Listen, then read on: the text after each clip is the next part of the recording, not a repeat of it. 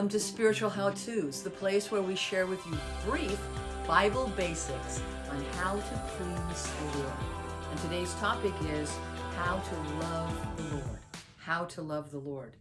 You know, pleasing the Lord is not a list of do's and don'ts. I remember having a conversation with a loved one in my family, and I said, what do your friends think about God? And they said, well, it's a list. It's just a list of do's and don'ts. They're not interested. My friend, I'm here to tell you that serving God and loving God in particular is a list of do's and don'ts. They're not interested. My friend, I'm here to tell you that serving God and loving God in particular is not a list of do's and don'ts. That's the farthest thing from what it is. And yet that's what a lot of people think loving and serving God is.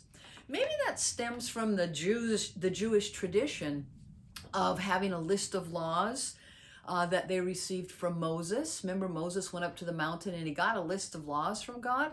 Did you know that there were 613 laws when Moses went up on Mount Sinai? He came down with 613 laws.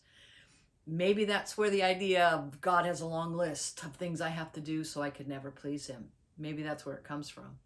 In that 613, you might be interested in knowing a little trivia here.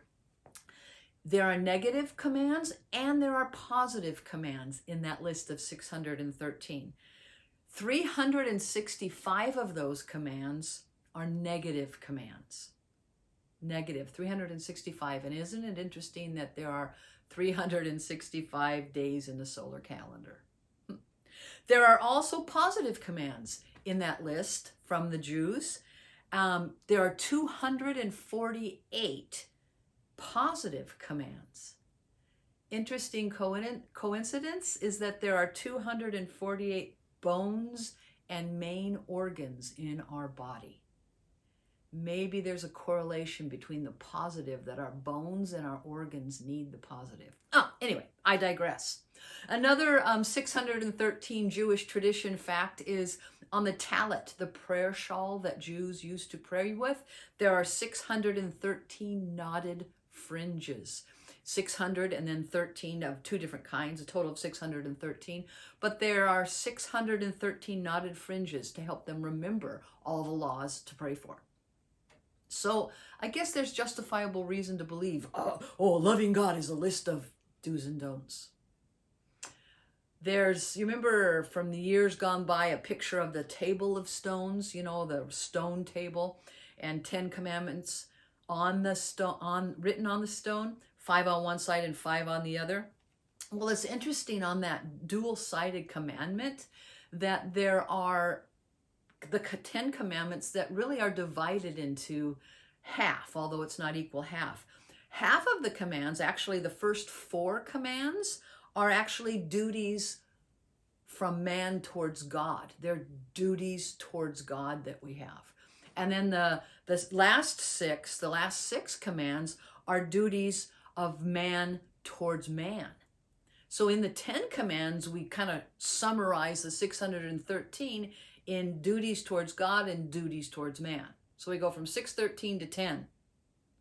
Well, then if you look even closer into Jewish tradition, there is one great command. It's called the Greatest Commandment. You've probably heard it. The Jews call it the Shema, and it's actually found in Deuteronomy chapter 6, verses 4 and 5. And it says, "Hear, O Israel, the Lord is one. You shall love the Lord with all your heart, with all your soul, and with all your might." And so then it goes on to kind of tell us that pretty much all 613 of those laws, all 10 of those commandments is summarized and fulfilled in that one great command, the greatest commandment, to love the Lord your God with everything. Fast forward now to Jesus' day, 1,300 years later. Jesus is walking on the earth, and a lawyer comes up to him, trying to trick him, and a lawyer says to Jesus, Rabbi, what's the greatest command? Well, now, because Jesus is the greatest rabbi, he quoted the Shema, because he said, love the Lord your God with all your heart, with all your soul, with all your mind. This is the first and greatest commandment. And the second is like it. You shall love your neighbor as yourself. And on these two commands fulfill the whole law and the prophets. Notice that Jesus added, and love your neighbor as yourself. Those were the two categories on the Ten Commandments. Duties to God, love God, and duties to man, love others. The Pharisees were so diligent in their legalistic obedience to those 613 laws, their brain could not even conceive of the fact of two? What do you mean, two? Everything the Jews did, the Pharisees I'm talking about in Jesus' day, everything they did was affected by those 613 laws. Seriously, where they ate, how they ate, what kind of pots they ate in, the words they used, the speech they used, the things they believed, how they traveled, when they traveled, what clothes they wore. They only wore certain kind of clothing, their marriage, their Sabbath, everything that they did was contingent upon those 6 laws and how they meted out their obedience to those 613 laws. So when Jesus came and said, whoa, 2, love God and love others, that messed them up. That messed up their whole system. That messed up everything the Pharisees had been doing for years and years and years. Jesus, in fact, told them, look it, guys, you're tithing out little tiny spices, you're tithing out little tiny spices, and you've forgotten mercy and justice and faithfulness.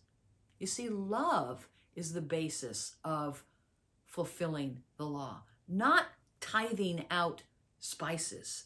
And so Jesus gave a whole scathing smackdown in Matthew chapter 23 of the Pharisees' horrible ability to try and fulfill the law by their legalism. When Jesus came on the planet, my friend, he said, you do not have any obligation to obey me. All I want is your love. And all I want you to do is love others. It's all about love. Jesus came, John tells us, to bring a new commandment. And that new commandment is to what? Love one another. Love one another. God is love, John tells us in 1 John. Let me tell you some things about God's love. He loved you and me. He loved us first. He chose us. He loved us. While we were still sinners, he loved us. He chose us before the foundation of the world. He came to earth. He sent Jesus to earth as a perfect, blameless sacrifice for me. He suffered for me. He died for me. When I call, he answers. He knows me, and he still loves me. And he never leaves me. That's God. That's God's love.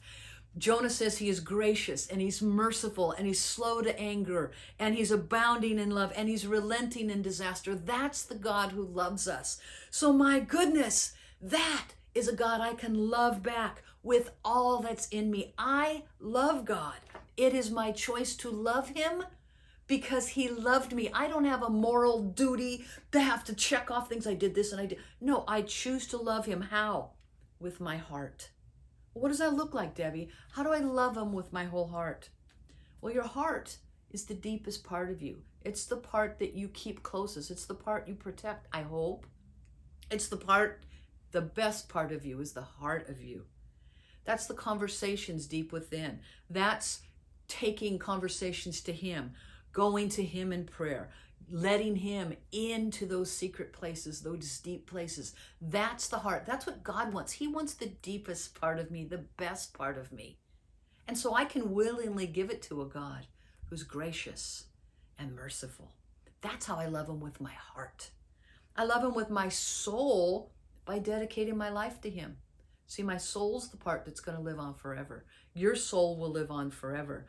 And so as I dedicate my life to him, I live a life learning to know what pleases him, and I choose those things that please him because he knows what's best and he provides what's best and he wants me to walk in the best. I love him with my heart, with my soul, and I love him with my mind. And I think this is where some people get messed up. They think if I become a Christian and love God, I got to turn off my mind. Heck no, you better not. You better not turn off your mind.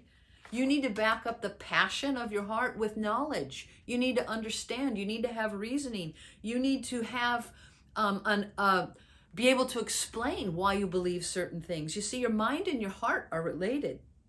So we learn to use our reasoning to love him more. We don't turn off our brain. We ask questions. We seek answers. That's part of love. I got to use my mind. I got to understand things. And if I don't, I take it to him and say, God, I don't get it.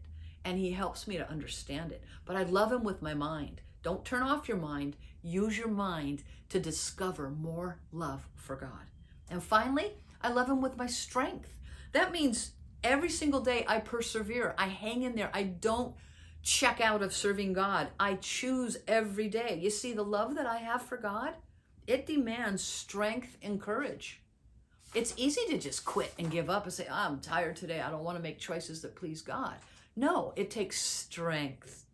And so I choose each day, or I don't choose each day, to love him with my strength. But it's each moment of each day, those decisions that we make with our heart, with our soul, with our mind, and with our strength, because each and every one of those decisions matters. And a lifetime of those decisions is going to make a life of loving God and having him love you. So I say to you, my friend, throw away your list of obligations. God doesn't have a list of obligations for you to love him, for you to serve him. You know what his obligations are? Simply love him with all you have. Be all in. Be all in loving God. And then love others. Be genuine and caring with other people. That's how you love God. That's how you please God. And that's how you walk a life fulfilled. You can get the notes on underdeborahspalm.com, and I hope to see you again in the next video.